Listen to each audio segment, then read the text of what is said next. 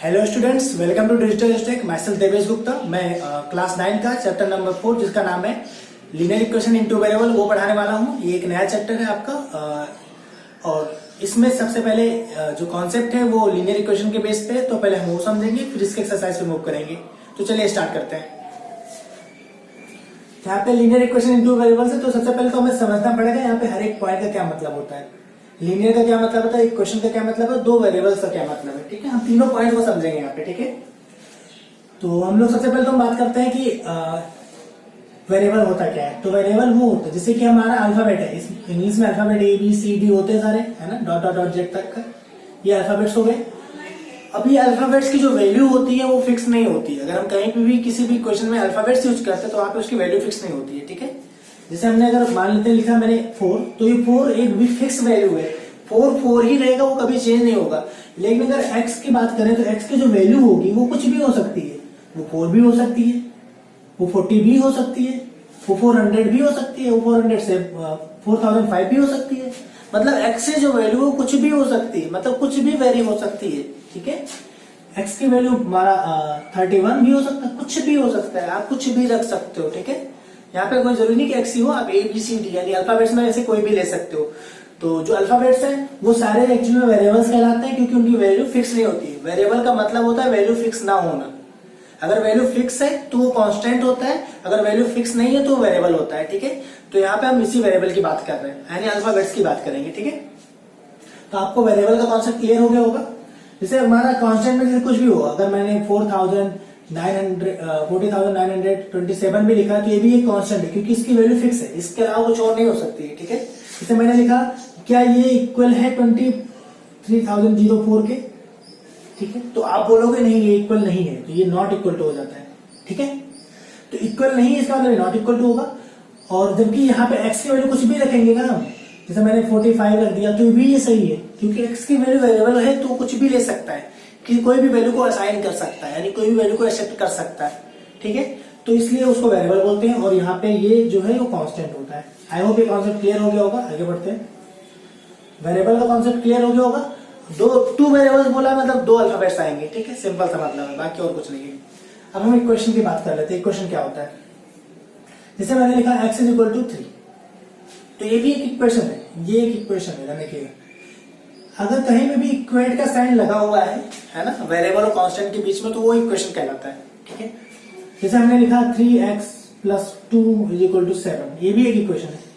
ठीक है, अगर मैंने लिखा 4y + 7x = -3, ये भी एक इक्वेशन, क्योंकि बीच में आपको दिख रहा होगा कि हर एक में इक्वल साइन लगा है। कहीं पे भी अगर इक्वल साइन लगा है तो इक्वेशन कहलाता है। इक्वेशन मतलब होता है इक्वेट करना, ध्यान रखिएगा, इक्वेशन का मतलब होता है इक्वेट करना।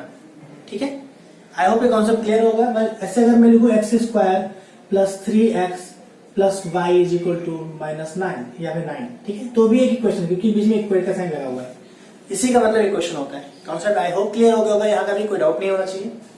ठीक है, इक्वेशन कुछ रूल से वो भी हम देख लेंगे। बीच में साइन लगा है इक्वल का तो वो इक्वेशन होगा, सिंपल सा मतलब है। और इधर तो कुछ भी हो सकता है ना, इधर भी कुछ भी हो सकता है और इधर भी कुछ हो सकता है। लेकिन आपको कुछ रूल समझने पड़ेंगे कि अगर हम लेफ्ट साइड राइट साइड कोई चीज लेके जाते हैं या राइट से लेफ्ट ले जाते हैं तो उसमें होता क्या है। ठीक है, जैसे मैंने यहाँ पे लिखा 3x + 4 = 7/5। ओके, अब हमें इसको सॉल्व करना है। ठीक है, और सॉल्व करना है तो हमें कुछ कॉन्सेप्ट समझते हैं। ये 4 यहाँ पे पॉजिटिव में, तो ये जब उधर जाएगा, अगर लेके जाते हैं तो वो उधर जाके नेगेटिव होता है। एक चीज ध्यान रखिएगा, इक्वेशन का मेन मोटिव होता है कि उसमें जो अननोन है, यानी उसमें जो वेरिएबल्स है, जैसे यहाँ पे वेरिएबल्स कौन सा है, ये x है, तो हमें अननोन की वैल्यू निकालनी होती है इक्वेशन को सॉल्व करके। तो अननोन यानी वेरिएबल्स की वैल्यू निकालना ही इक्वेशन का मेन मोटिव होता है। ठीक है, तो हमें जब उसको सॉल्व करने के लिए कुछ रूल्स हैं जो कि हमें पता होना चाहिए कि अगर लेफ्ट साइड में कोई चीज पॉजिटिव है तो जब राइट में जाती है तो हो जाती है नेगेटिव, ध्यान रखिएगा। ठीक है, लेफ्ट में अगर पॉजिटिव है तो अगर इसको उठा के इधर लेके जाएगा, जैसे 4 को इधर लेके गया तो ये इधर जाके -4 हो जाएगा। ठीक है, इधर से हट जाएगा तो इधर हो जाएगा सिर्फ 3x।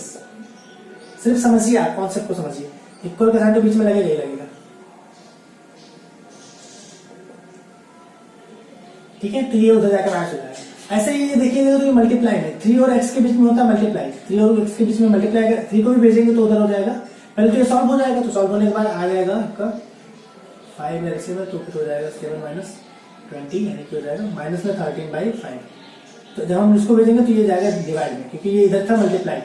तो कोई चीज प्लस में तो माइनस होगा, अगर माइनस में है तो ये उधर जाके हो जाएगा प्लस। अगर कोई चीज मल्टीप्लाई में है, ध्यान रखिएगा, अगर मल्टीप्लाई में तो ये उधर जाके डिवाइड हो जाएगा। अगर कोई चीज डिवाइड में है इधर तो वो उधर जाके मल्टीप्लाई हो जाएगा। ठीक है, ये सिर्फ मैं बता रहा हूँ कॉन्सेप्ट क्या होता है क्वेश्चन का सॉल्व करने का। अगर ये अप्रोच आपको पता है, आपको आना भी चाहिए, आप क्लास 9 में पहुंच गए तो आपको ये सब चीजें, बेसिक कॉन्सेप्ट है, ये सब चीजें आनी चाहिए। ठीक है, तो ये इक्वेशन का कॉन्सेप्ट भी क्लियर हो गया होगा। अब लीनियर की बात करेंगे। लास्ट जो पोर्शन बचा वो लीनियर। हमने सब वेरिएबल भी समझ लिया कि क्या होता है, इक्वेशन भी समझ लिया क्या होता है, लीनियर भी समझना है क्या होता है। तो ये एक्चुअली मैं रिकॉल कर रहा हूँ बस। ठीक है, बहुत डिटेल इसको नहीं बता रहा, क्योंकि आपका जो चैप्टर है उसके बारे में बात करेंगे मेनली।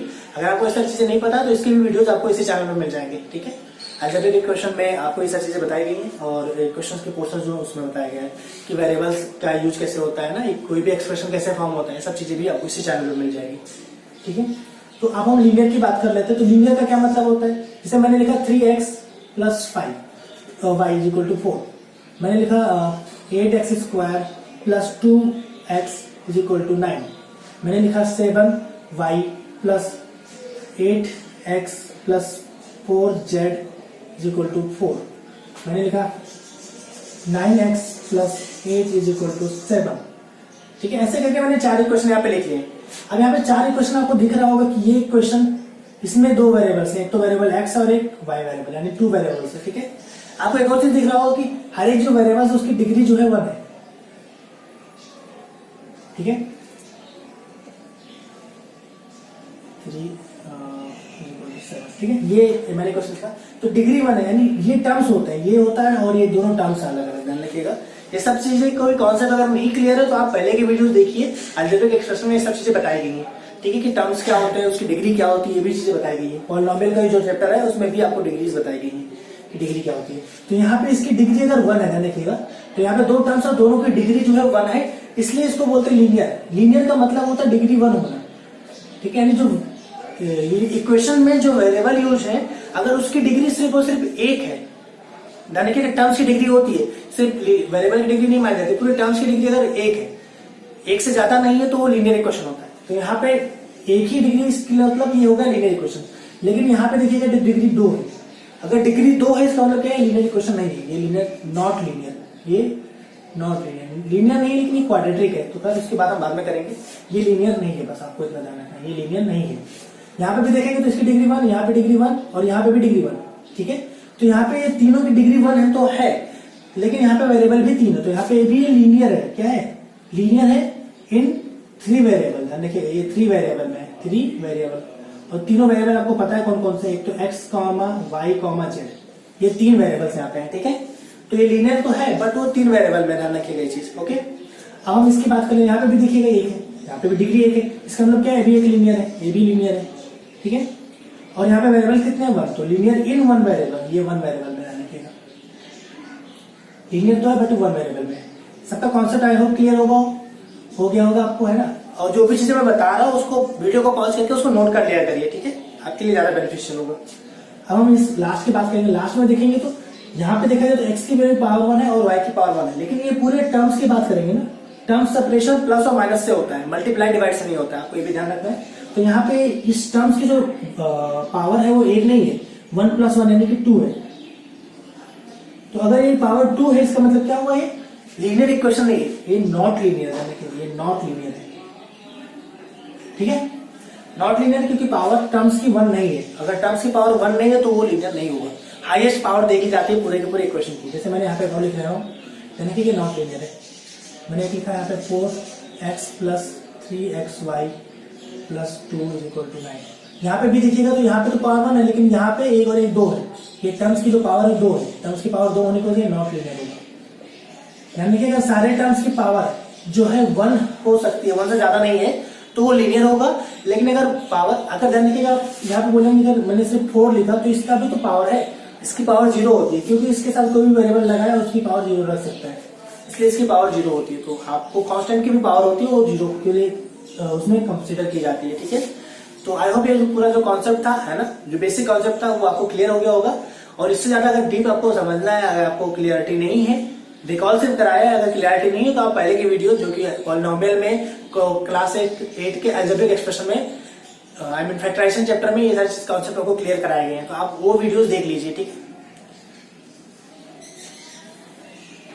आपको इसी चैनल के उसमें जाइए और उसके प्लेलिस्ट में मिल जाएगा वो सारे, है ना। क्लास 8 का आप देख लीजिएगा और क्लास 8 का फैक्टराइजेशन चैप्टर और इस क्लास 9 का पॉलिनोमियल अगर आपने नहीं देखा तो वो देख लीजिए, तो उसमें कुछ कॉन्सेप्ट और अच्छे से बताए गए हैं, आपको क्लियरिटी आ जाएगी। ठीक है, अब हम इसके कॉन्सेप्ट आई मीन इसको सॉल्व करने के तरीके पे पहुंचते हैं हम लोग। ठीक है, लीनियर इक्वेशन हमें जो बात करेंगे वहां पे इसकी बात करेंगे, ध्यान रखिएगा। हमें जो बात करनी है यहाँ पे लीनियर इक्वेशन इन 2 वेरिएबल, ध्यान रखिएगा ये चीज। तो ये 3x + 2y = 7, ये इस टाइप इक्वेशन पे डील करेंगे हम लोग। ठीक है, मतलब हमारा जनरल जो इक्वेशन है तो ax + by = c, या फिर ax + by + c = 0, मतलब कैसे भी फॉर्मेट हो सकता है जहाँ पे a और a, b, c कांस्टेंट होता है। देखिएगा, अब ये मत समझिए कि यहाँ पे देखिए तो 5 वेरिएबल हो गए, ऐसा नहीं है, ये कांस्टेंट है। ठीक है, मतलब अगर एग्जांपल लेंगे तो ऐसे आएगा कुछ 3x + 4y + 2 = 0। तो आपको दिख रहा होगा 2 ही से वेरिएबल, एक x वेरिएबल है और एक y वेरिएबल है, बाकी जो a b c है वो कांस्टेंट, उसकी वैल्यू फिक्स मिलेंगे हमें। ठीक है, ओके, तो ये चीज मिल गया हमें। ओके,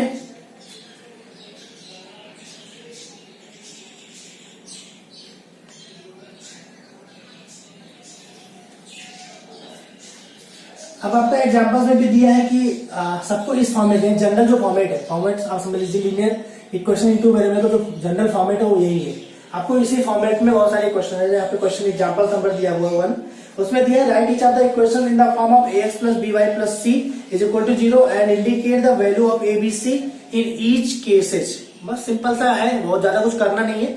जो क्वेश्चन दिए हैं उसको आपको ax + by + c के फॉर्मेट में लिखना है और उसमें a b c की वैल्यू बताने की क्या है। आप ध्यान रखिएगा, जनरल इक्वेशन आपका यही है, तो ये है जनरल इक्वेशन, जनरल। ठीक है, general equation, general linear equation है, general linear equation, linear equation in 2 variable, 2 variable. ठीक है, तो ये आपका जनरल लीनियर इक्वेशन है। ठीक है, ax + by + c, जहां पे a b c कांस्टेंट आप ये समझ लीजिए। ठीक है, तो हम इसका एग्जांपल्स की भी कर लेते हैं। आप एग्जांपल जरूर ट्राई करिए। ठीक है, क्योंकि एग्जांपल्स क्या कहते हैं आपके लिए ज्यादा बेनिफिशियल होता है, उसमें चीजें सॉल्व होती है, तो आप उसको पढ़ने के बाद आपको एक्सरसाइज और अच्छे से क्लैरिटी आती है। तो एग्जांपल जरूर करा करिए। और हाँ, आप मैं यहाँ पे क्वेश्चन नहीं लिखूंगा सारे, तो आप बुक ओपन करके बैठे तो आपके लिए ज्यादा सही होगा। लेकिन अगर मान लेते हैं आपके पास बुक नहीं है तो उस बुक का आई मीन उस चैप्टर का जो लिंक है वो आपको इसी वीडियो के डिस्क्रिप्शन बॉक्स में मिल जाएगा, आप वहां से जाके डाउनलोड कर सकते हैं बुक को और उसको देख के क्वेश्चन को कॉपी करिए, फिर आप ये वीडियो देखिए, तो आपका लिए ज्यादा बेनिफिशियल होगा। और वीडियो को पॉज कर लिया करिए अगर कहीं भी कोई डाउट होता है, और वीडियो को रिवाइंड करके भी देखिए। ठीक है,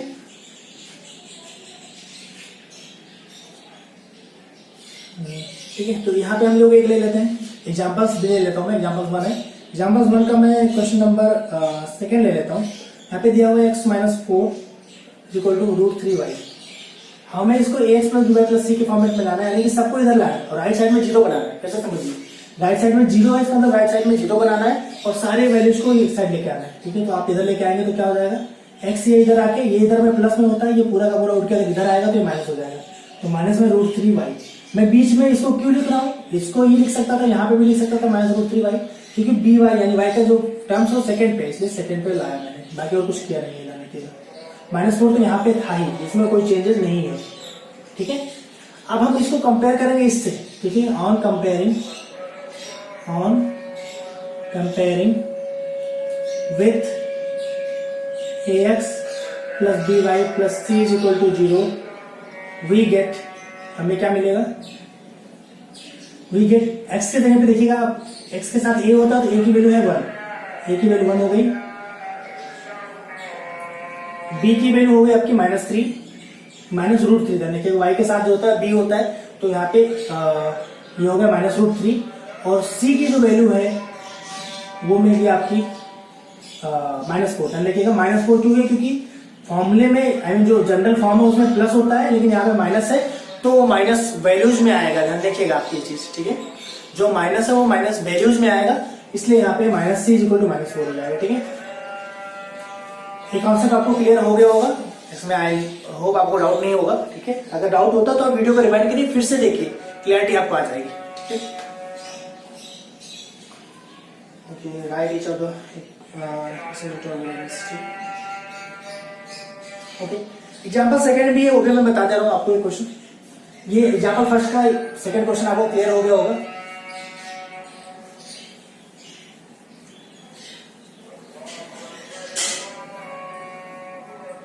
एग्जाम्पल आपका सेकंड है, ठीक है। एग्जाम्पल सेकंड में बोला है कि सारे क्वेश्चन जो दिए हैं उसको दो वेरिएबल के फॉर्मेट में लिखना है। जो दिया है आपको दिख रहा होगा एक वेरिएबल में है, तो मैं फिलहाल फोर्थ क्वेश्चन बताते रहा हूँ। उसमें दिया है 5y = 2। अगर इसको टू वेरिएबल के फॉर्मेट में नहीं, इस फॉर्मेट में लिखना है तो हमें x की भी चाहिए। x चाहिए तो मतलब x का कोएफिशिएंट 0 रहा होगा ना, तभी तो ये 0 हुआ है। x का कोऑर्डिनेट है नहीं यहाँ पे, तो इसको हम लिख सकते हैं।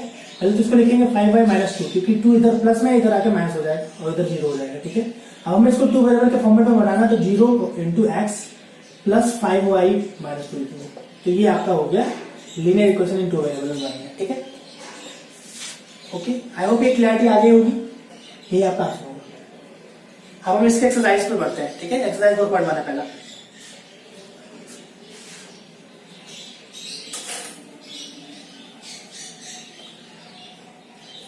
एक्सरसाइज है 4.1। ये एक्सरसाइज है और पहले जो EX लिखता था वो एग्जाम्पल पे लिखता था, ठीक है। तो एक्सरसाइज 4.1 है, इसकी हम बात कर लेते हैं। तो यहाँ पे दिया हुआ the cost of a notebook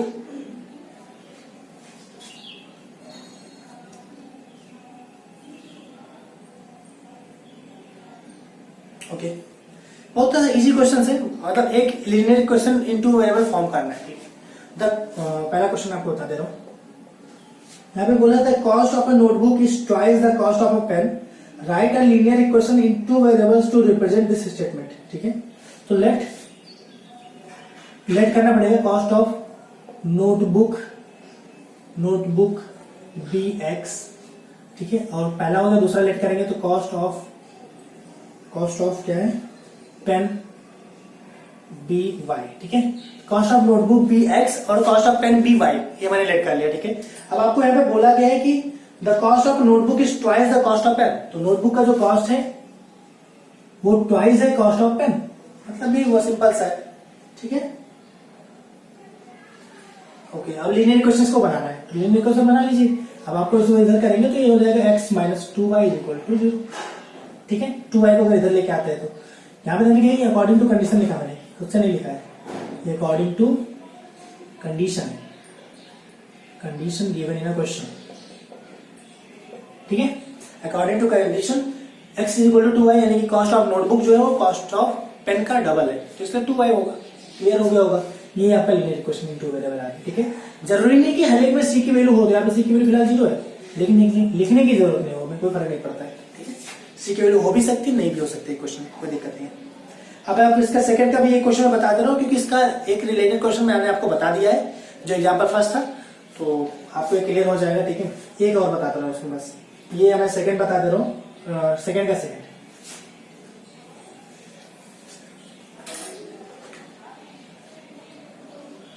question number second का सेकंड, इसमें दिया हुआ है x - y/5 - 10 = 0।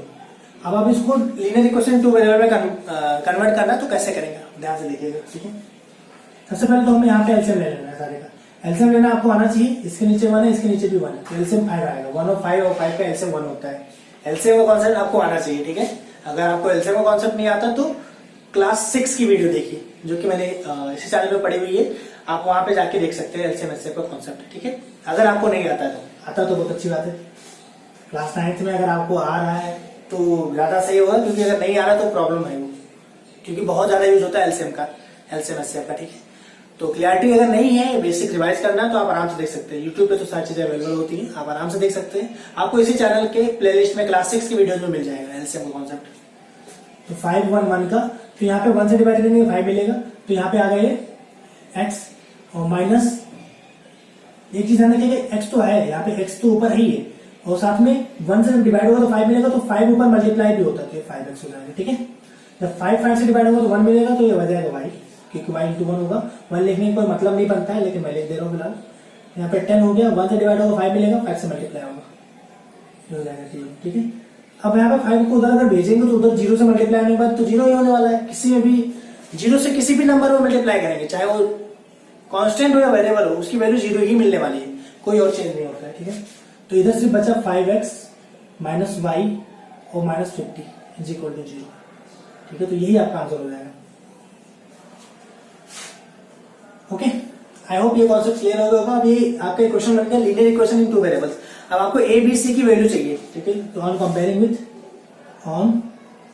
Comparing with ax plus B Y plus C is equal to 0 we get, हमें क्या मिला, x की जो वैल्यू, a की जो वैल्यू है वो मिल गई, ax होता है यानी कि a की वैल्यू 5 मिली, b की वैल्यू आपकी -1 मिली, क्योंकि यहाँ पे 1 होता है तो यहाँ पे माइनस है ना, इसलिए -1 होगा, और c की जो वैल्यू है वो आ गई 50, वो भी माइनस के साथ। ठीक है, तो ये आपका आंसर हो गया टोटल।